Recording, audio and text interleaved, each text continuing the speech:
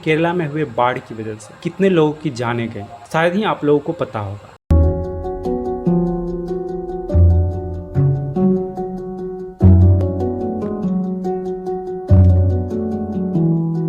लेकिन आखिर ये सारा कांड क्यों हो रहा है? नमस्कार दोस्तों, स्वागत है आपका हमारा एक न्यू वीडियो में। आज जो हम जिस मुद्दे पर बात करने वाले हैं वो मुद्दे सीधे तौर पे आप लोगों को प्रभावित कर रही है और वो मुद्दा है जलवायु परिवर्तन। जी हाँ दोस्तों, जलवायु परिवर्तन के वजह से ना जाने क्या क्या चीज़ों का बदलाव हो जाता है। अभी केरला में हुए बाढ़ की वजह से कितने लोगों की जानें गई, शायद ही आप लोगों को पता होगा। लेकिन लगभग 300 से प्लस जाने गई है। लेकिन आखिर ये सारा कांड क्यों हो रहा है? इतने बाढ़ आ रहे हैं, इधर यूपीएससी के स्टूडेंट का जान चले गए।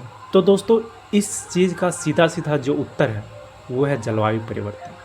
जी हाँ दोस्तों, जलवायु परिवर्तन के वजह से इन सारे चीज़ों का सामना करना पड़ रहा है। जलवायु परिवर्तन या फिर क्लाइमेट चेंज, ये एक ऐसा विषय है जिसे अनदेखा नहीं किया जाता। यह सिर्फ एक पर्यावरणीय मुद्दा नहीं है, बल्कि यह हमारे जीवन के हर पहलू को प्रभावित करती है। तो दोस्तों, चलिए जानते हैं कि आखिर ये जलवायु परिवर्तन होती क्या है। सिंपल सी भाषा में अगर बात करें तो जलवायु परिवर्तन एक ऐसा परिवर्तन है, पृथ्वी की जलवायु में लंबे समय तक होने वाले परिवर्तन को ही जलवायु परिवर्तन कहते हैं। इसके मुख्य कारण क्या क्या है जलवायु परिवर्तन होने के? तो इसका सबसे बड़ा और प्रमुख कारण है ग्रीन हाउस गैसों का उत्सर्जन, वनों की कटाई और औद्योगिक गतिविधियां। जब हम बात करते हैं ग्रीन हाउस, तो इनमें मुख्य रूप से कार्बन डाइऑक्साइड, मीथेन और नाइट्रेट्स ऑक्साइड शामिल हैं। ये गैसें वायुमंडल में जमा हो जाती है और पृथ्वी की गर्मी को फंसा कर रखते हैं, जिससे ग्लोबल वार्मिंग होती है। अब सवाल यह है कि इससे हमें क्या फ़र्क पड़ रहा है? हो रहा है तो हो रहा है। सबसे पहले नंबर तो पिघलते ग्लेशियर। जी हाँ दोस्तों, हमारे ग्लेशियर तेज़ से पिघल रहे हैं, जिससे समुद्र स्तर बढ़ रहा है, यानी कि समुद्र का स्तर जो है बढ़ रहा है और तटीय क्षेत्रों में बाढ़ आ रही है। जैसे कि अभी आपको देखने को मिला होगा केरला में, जहाँ पे बहुत से लोगों की मौत हुई। ये चीज़ें जो हुई है जलवायु परिवर्तन के कारण ही हुई। और दूसरा है अत्यधिक गर्मी, यानी कि मौसम का चेंजेस होना। जैसे कि कभी कभार अत्यधिक गर्मी लगती है तो ठंड आता है, तो एकाएक हम लोग को बहुत ज़्यादा ठंड का सामना करना पड़ता है, और सुखाड़ आते तो सुखाड़ का ही सामना करना पड़ता है। इन सभी का संबंध सीधा सीधा तौर पर जलवायु परिवर्तन से है।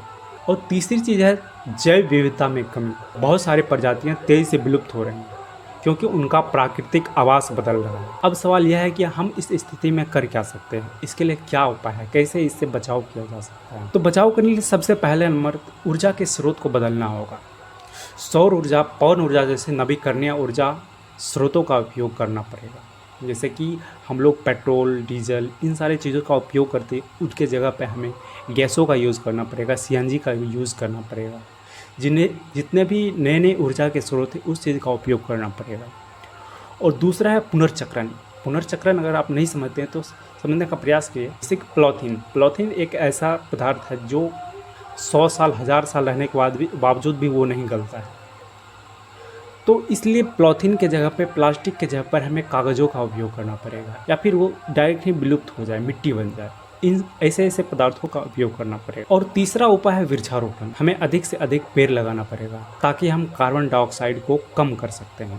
दोस्तों, जलवायु परिवर्तन जो है आज ये सिर्फ एक देश, राज्य, गांव का ही मुद्दा नहीं, बल्कि पूरे विश्व का ये मुद्दा बन चुका है। लेकिन दोस्तों, इस चीज़ को हराना भी कोई मुश्किल काम नहीं है।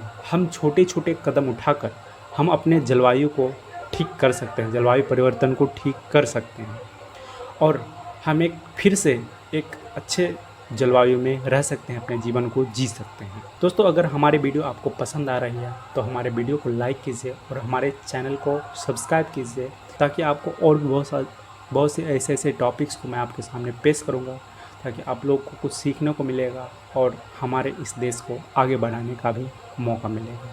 मिलते हैं फिर अगले वीडियो में, तब तक के लिए नमस्कार।